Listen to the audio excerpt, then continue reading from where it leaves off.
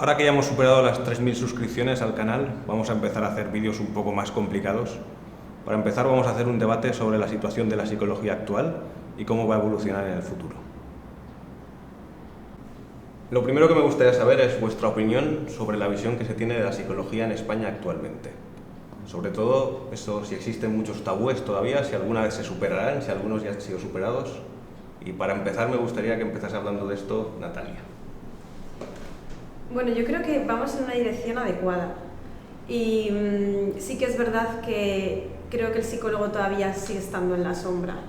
No está demasiado bien visto asociar la persona que vaya al profesional, a la psicología, como algo positivo, como un bienestar para él, sino siempre está tratado desde el modelo enfermedad, ¿no?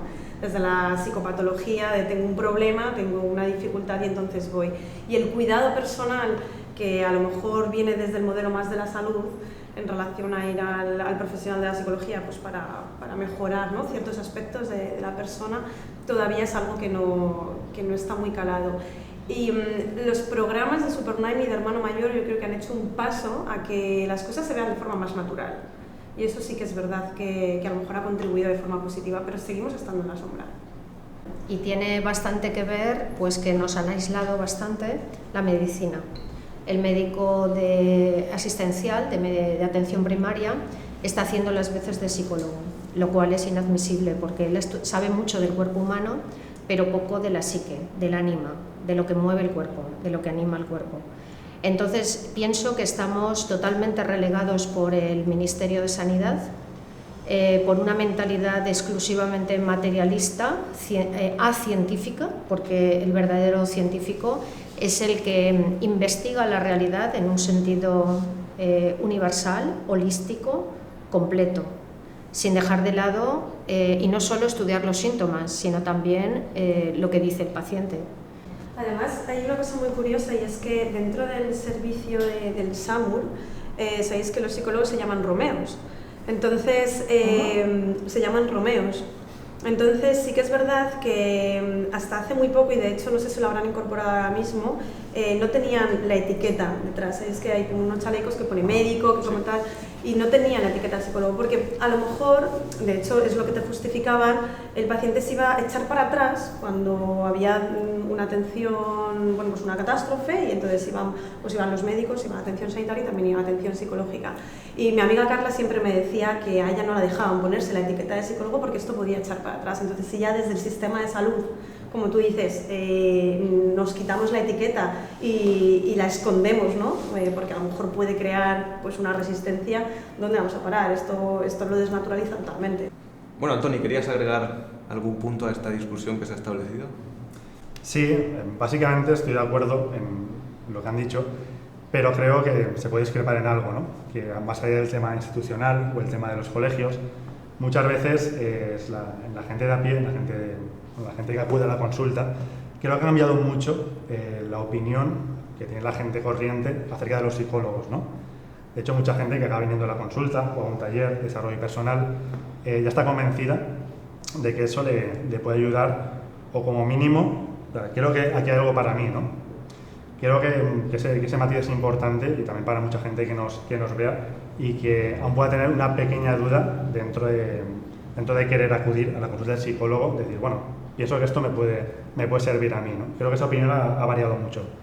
Bueno, hemos hablado de la visión que se tiene de la psicología. A mí hay una cosa que me sorprende, es que hemos hablado de las altas esferas sanitarias, de colegios profesionales, de psiquiatras, de gente corriente, pero al final yo creo que siempre falta un poco de autocrítica, es decir, la imagen que da la psicología es la que los propios psicólogos ofrecemos al exterior. No es tanto una conspiración de que la gente quiera ver mal la psicología, sino que igual nosotros estamos haciendo cosas mal y las hemos hecho mal siempre, o los nuevos cada vez hacemos más cosas peor, no lo sé, pero que también nosotros fallamos en aspectos. Para mí uno de los aspectos más graves o que más críticas tiene o que yo peor veo es este excesivo diagnóstico y excesivo poner nombre a cosas que en realidad han sucedido desde siempre, que la gente ha sabido convivir con ellas y nosotros le intentamos dar una hora de mayor gravedad poniéndole un nombre. Y me gustaría saber, Antoni, tú sobre diagnóstico, por llamarlo de alguna manera, ¿qué opinas? De entrada creo que los diagnósticos, o saber dónde estamos, ¿no? Una evaluación es importante, ya sea trabajando con personas, en la clínica o en las organizaciones o en la salud o en la educación, porque eso nos va a permitir saber dónde queremos llegar con esa persona o con ese grupo. Pero sí que es verdad que creo que para el tema del diagnóstico o el tema de las etiquetas se ha llegado al exceso. O sea, cuando todos hemos hecho la carrera, pues se nos ha enseñado pues los manuales diagnósticos con un montón de trastornos, de códigos, de números.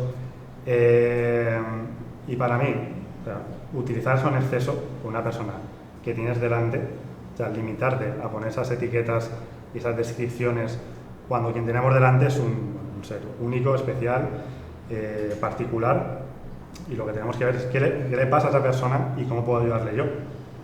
Es más, a veces vienen pues, algunas personas ya diagnosticadas, etiquetadas, con ese, en parte, estigma. Claro, cuando hablamos de estos estigmas empieza el concepto de yo soy, no es yo tengo un problema concreto, yo estoy de tal manera, sino ya es un yo soy que ya es como un rasgo característico de mi personalidad y que a veces asumimos que no podemos cambiar, y ese quizás sea el riesgo de los diagnósticos. Pero esto, vosotros que sois estudiantes y estáis ahora en la carrera, ¿sigue siendo igual que era? Bueno, yo aún soy joven, pero ¿igual que ha sido siempre o ha cambiado? A ver, en la carrera poco podemos ver de cómo un psicólogo puede sobrediagnosticar o no, pero lo que yo opino, por lo menos ahora que voy a pasar a tercero, ¿vale? Es que son casos más puntuales, es decir, tú puedes ir a un mecánico que te arregle el coche y te puede estafar perfectamente, porque tú no entiendes de mecánica. Pues hay psicólogos que también pueden hacer eso, pero de ahí a generalizarlo a todos los psicólogos me parece un error. Y luego, por otro lado, también es verdad que ponerle nombres raros a cosas que han pasado toda la vida no es nada negativo, significa que ahora conocemos mejor los trastornos y por eso podemos etiquetarlos y estudiarlos a fondo, pero no significa que porque hayan pasado toda la vida sean algo positivo.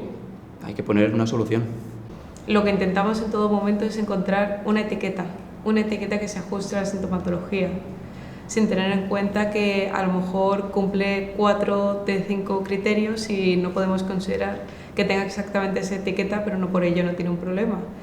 Yo también creo que hay que ir a un diagnóstico más general y sobre todo a la relación que la persona tiene con el trastorno que le decimos que tiene. Es decir, no tanto la lista de criterios que hay, sino él con su problema, cómo consigue convivir. Quizá para uno sea muy grave, para otro sea más débil o más leve. El concepto de que para cada uno su dolor es el más grande. No podemos intentarle quitar valor al dolor de alguien diciendo que no, hay otros que están peor. No, para mí lo mío es lo principal, y yo con esto, que quizá otros sí que saben vivir, yo no sé. Y es ahí donde hay que entrar, en la persona con sus problemas, cómo se relaciona. No tanto en los problemas y en los nombres que les ponemos, sino en esa relación, cómo se establece. Y para concluir con este tema, Natalia, que siempre discrepamos sobre esto, y yo, pues tiene algo que añadir. Hombre, la verdad es que vaya por delante que en el equipo nosotros no diagnosticamos y tratamos con las problemáticas que suceden, pero estamos hablando mucho del individuo y poco de lo que significa tener una etiqueta en esta sociedad, y es muchas veces que necesitas recibir una subvención. Es decir, si no etiquetas las cosas y no lo catalogas dentro de algo, pues igual no te llega una prestación. Necesitamos nombres para poder poner la variable que complementa ese nombre y que significa algo, pues para recibir una prestación, una ayuda, un determinado profesional, ¿no? Ahora en los colegios se ha incluido el TDAH dentro de esa categoría para recibir unos apoyos determinados en el sistema educativo. ¿Por qué? Porque el sistema educativo no estaba preparado. Si el TDAH sale fuera como etiqueta diagnóstica de ese cuadro, pues entonces los niños que tengan dificultades de ese tipo pues no van a poder recibir un profesional. O sea que eso por un lado, y por otro, insisto, que vaya por delante que no trabajamos de esa manera dentro del equipo, pero sí que es verdad que si estoy hablando con un psiquiatra y tengo que coordinarme con él, y estoy hablando con otro profesional del entorno sanitario, necesitamos hablar el mismo lenguaje y ponerle nombre a las cosas. Para mí eso es fundamental. Sí, pero es una comunicación interna entre nosotros, porque si yo le digo a alguien tienes esto y ahora corro el riesgo de que se vaya a Google y busque eso que le he dicho que tiene, seguramente en internet encuentre muchas variables a ese trastorno o muchas explicaciones que distan mucho de ser científicas o de ser veraces. Sí, es una comunicación interna y institucional. Estamos aquí en un centro que lleva por nombre Psicología Integral y en el que trabajan varios tipos de terapeuta y se hacen cursos de diversa índole sobre diferentes temas, y como responsable del centro Me gustaría saber, Ángeles, qué opinión tienes sobre las nuevas formas de hacer terapia que se están expandiendo hoy en día. ¿En sentido genérico? Bueno, se han expandido siempre, porque el curandero siempre ha estado, desde tiempos inmemoriales. El brujo de la tribu siempre ha estado, el mago también. Lo que ocurre es que ahora pienso que la psicología tiene que abrir sus anteojeras. No es una ciencia materialista, es decir, que todo se tenga que comprobar, medir o pesar por métodos científicos, porque la ciencia no está tan avanzada como para ver un pensamiento en una pantalla, un deseo en una pantalla, etc. Entonces, mientras la técnica no esté tan avanzada, fenómenos como la telepatía, fenómenos como las regresiones, tienen mucha importancia a la hora de tratar temas que la parte consciente del sujeto no llega, ¿vale? Fenómenos como adicciones, como de todo tipo, como obsesiones, fobias. Yo he comprobado que con la hipnosis, y la hipnosis regresiva para algunas cosas, con otras hipnosis, pues son terapias muy eficaces, teniendo en cuenta que sean nuevas terapias. Para mí no son nuevas, son tan antiguas como el ser humano. Lo que es nueva es la psicología científica y materialista, que ha marginado determinados conocimientos que hoy en día con las nuevas terapias se están impartiendo muy mal. Por eso están desprestigiando a una ciencia ancestral que era la psicología, ¿no? La ciencia del alma. Entonces yo creo que los psicólogos tendríamos que tener una mente abierta para seguir investigar, desarrollar y divulgar. Bueno, investigar, desarrollar, y la otra ahí no recuerdo cuál era, implementar, da igual. El caso es que tendríamos que enfocarnos mucho más en lo que es la mente, lo que son las emociones, trabajar mucho más y no guiarnos solo por lo que se puede contar, medir o pesar. El rigor científico no lo tendríamos que perder nunca. Pienso que muchos terapeutas de terapias alternativas lo pierden y están haciendo muchísimo daño. Enfermos, por ejemplo, que tienen cáncer, les dicen: es que claro, tú tienes una mente de carencia, es que tú has tratado mal, o yo he tratado mal y por eso me he creado este cáncer. Entonces, además de tener cáncer, esta persona está creándose un complejo de culpa muy grande. Esto es muy peligroso. O sea, hay terapias alternativas que están divulgando muy mal el conocimiento ancestral, muy mal. Y con esto tenemos que estar vigilantes, porque estamos, en vez de ayudar a la gente, se está perjudicando, ¿no? No sé qué pensáis. Bueno, yo he contactado con Daniel, que es estudiante de psicología, porque vi su blog y me gusta mucho cómo casi siempre habla de cosas más de la versión científica, ¿no? Podríamos decir, de esa posición. Entonces, creo que tendrás algo que añadir a esta exposición. Sí, bueno, así lo intento, ¿no? Siempre que publico un artículo, mi idea es dar un artículo objetivo, que no se barje en mi opinión, porque opiniones tenemos todos y no quiero escuchar más. Pero claro, las terapias alternativas o nuevas terapias que están ahora en auge, yo creo que el problema reside básicamente en quién las imparte, ¿no? Que una persona que no ha estudiado nada relacionado con psicología se ponga a dar musicoterapia y por el simple hecho de ponerle la palabra terapia detrás de música, ya sea una terapia igual que cualquier otra, pues es un error, sencillamente. Y incluso puede llevar a problemas graves donde una persona confía en esa terapia y no dé ningún resultado y esté evitando ir a un psicólogo por ir a una terapia de musicoterapia, por ejemplo, estoy poniendo el caso, y evite ir al psicólogo, que le podría haber ayudado más, incluso su enfermedad puede agravarse, ¿no? Este es el problema fundamental. También hay un factor muy importante y es el poder de la sugestión. Cuando tú a una persona le dices que con algo se va a curar, posiblemente se cure. Y eso hay muchas investigaciones de Whitaker y otros en Estados Unidos que administrando placebo a personas con trastornos de personalidad y administrando psicofármacos a otras, las que les administrábamos placebo y les decíamos que se iban a curar porque no tenían nada, lo que hablabas tú antes, ¿no? De la impronta, la influencia que tiene negativa de una categoría diagnóstica para toda la vida, que es como si marcaran a un caballo con la cuña esta, ¿no? de la res, de que tiene esa categoría para toda la vida. Esto es falso, de todas las falsedades. La vida es una evolución constante. Ayer pudimos tener un trastorno paranoide o un trastorno esquizoide o por evitación y hoy no lo tenemos. La dificultad está en ver, o sea, cómo distinguimos entre lo que sirve y lo que no sirve y lo que sirve más, menos o lo que es directamente peligroso, porque también hay terapias que que puede hacer más daño que otra cosa, ¿no?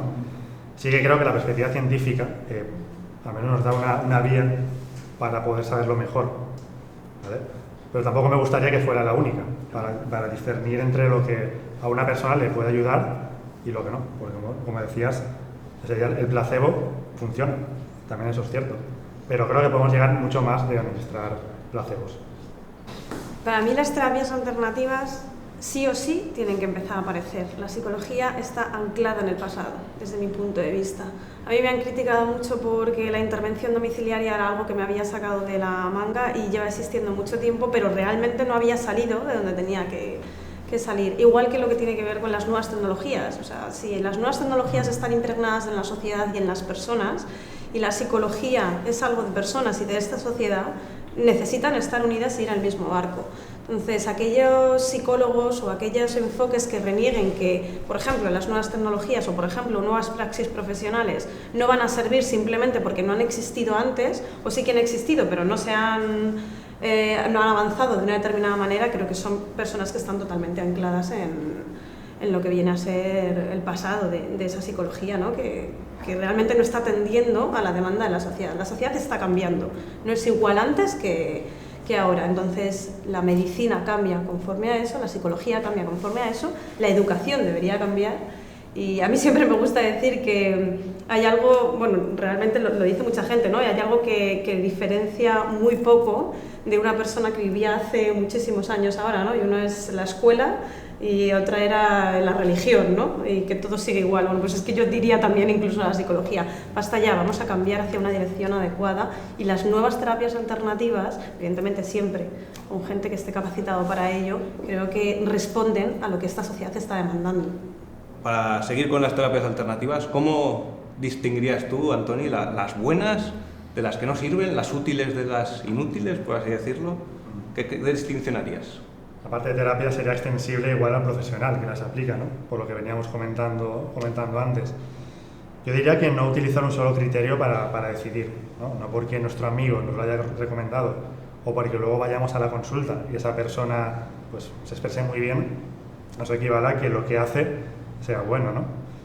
Criterios, pues primero que nos transmita confianza, el estar hablando delante de esa persona. Segundo, podemos investigar su formación, debería estar formado.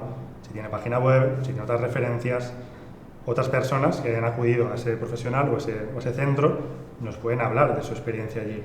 O sea, seguramente tengamos que recopilar muchas cosas para acabar decidiendo si esto me va, esto no me va, este tratamiento pues me puede ayudar o no me puede ayudar. O sea, no confiarlo solamente en una de ellas. Sí, yo creo que es bastante peligroso uno de los puntos que comentas, que es el hecho de basarte en la opinión de otras personas, porque aquí hay un sesgo muy importante, que es las personas a las que le ha ido bien lo comunican y las que no dicen nada.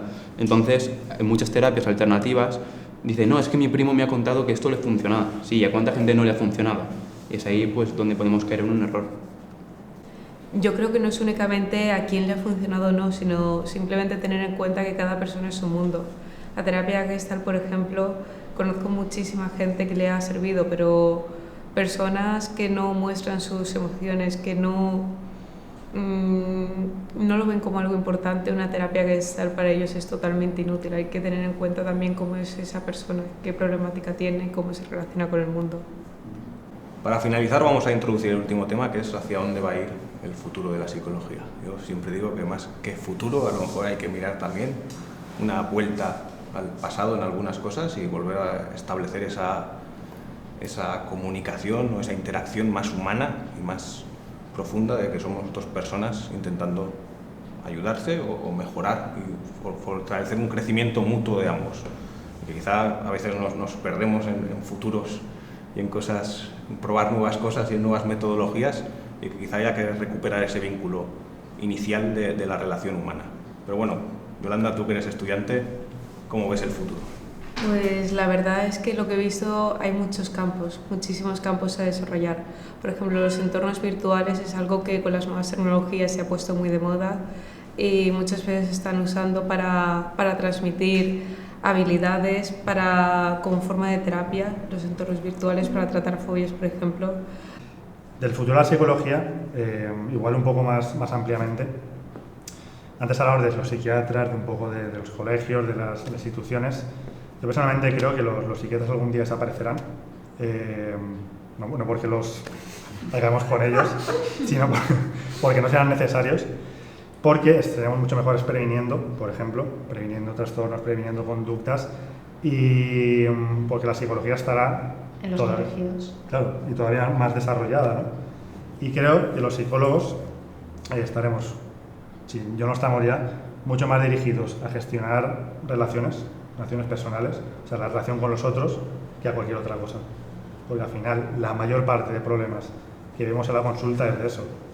Pues celos, timidez, no aguanto a discuto, me siento mal cuando... Yo creo que uno de los puntos que más se van a desarrollar va a ser, por lo menos a medio y largo plazo, la gerontología, ¿no? Porque la sociedad actualmente está evolucionando hacia una sociedad mucho más avanzada en edad, ¿no? La media de edad va subiendo, por lo tanto los puntos más importantes y la mayoría de los problemas van a aparecer justamente en las edades de 50, 60 o 70 años. Y esto por lo menos en las sociedades más modernas. Bueno, yo no me puedo ir de aquí sin decir que nos hemos olvidado de la intervención domiciliaria. O sea, porque si no me matan. Y vuelvo a Madrid y me dicen, ¿cómo puede ser, Natalia? Vamos a ver, o sea, el Sistema Nacional de Salud tiene que de alguna forma cambiar para que la psicología esté impregnada en el bienestar de las personas a nivel general. Y esto no va a ser posible, tal y como está hoy en día. Entonces, para mí, la psicología no avanzará en un futuro tanto en cuanto el Sistema Nacional de Salud no la abarque dentro de su cotidianidad. Y puesto que no podemos atender a muchísima gente dentro de las instituciones de arquitectónicas que tiene el Sistema Nacional, bueno, pues vayámonos a los domicilios, pero pon a los profesionales. Si los profesionales no pueden atender en consultas porque no hay suficientes consultas, o cuesta mucho dinero mantener estos grandes edificios o estas grandes... lugares, pues bueno, pues vámonos a los domicilios a atender a la gente, porque para mí la intervención domiciliaria sí que empieza a ser de alguna forma un nuevo campo que la gente de alguna forma se está especializando en él. O sea, no es que el paciente no pueda ir a la consulta o que de alguna forma, bueno, pues no se quiera desplazar o tenga una fobia, no. Para mí es una nueva praxis que un profesional vaya al domicilio y trabaje con ese contexto. Además, hay una cosa que tenemos que tener en cuenta, y es que también la medicina va a ir en esa dirección. Los médicos se van a desplazar también al entorno domiciliario y ya se están desplazando al entorno domiciliario. Entonces, bueno, puesto que no podemos mantenerlo porque cuesta mucho dinero en el sistema nacional, vamos a intentar llenar más psicólogos en este sistema, pero que vayan a las casas en cuanto a que puedan atender a la gente allí. Hemos estado hablando del futuro y habéis hecho mucho hincapié en la intervención individual. Yo sí creo que en la situación socioeconómica que estamos en la actualidad cada vez va a haber más colectivos que se van a quedar fuera de poder ir a una consulta individual o de ser atendidos, teniendo en cuenta también que el sistema público tiene sus problemas de retrasos y demás. Y creo que también habría que hacer un especial hincapié en una intervención más comunitaria, más educativa, quizás sería la palabra que habéis nombrado al principio, y ofrecer esas alternativas que ofrecemos en terapia de una manera más global, común, social, porque sí que somos una sociedad que va a ir cada vez más a pobre, a trabajar más horas, cobrar menos dinero, y que quizá no tengamos en ese poco tiempo que nos quede libre la capacidad, aunque tengamos la intención, no tengamos la posibilidad de poder ir a una consulta individual, porque efectivamente cuesta mucho mantenerlas y evidentemente gratis no se pueden hacer las cosas, pero sí que se puede ofrecer una formación mayor. Pero bueno, me ha parecido muy interesante las participaciones, ha habido discrepancias que siempre son buenas y entretenidas, y espero que podamos tener más oportunidades de repetir sobre otros temas o sobre otras cuestiones en el futuro. Así que muchas gracias por participar y eso, espero que os haya gustado la experiencia. Gracias a ti, Álvaro. Espero que os haya gustado este nuevo formato de vídeo. Estamos abiertos a sugerencias sobre nuevos temas que se os ocurran, así que podéis utilizar los comentarios para hacerlo.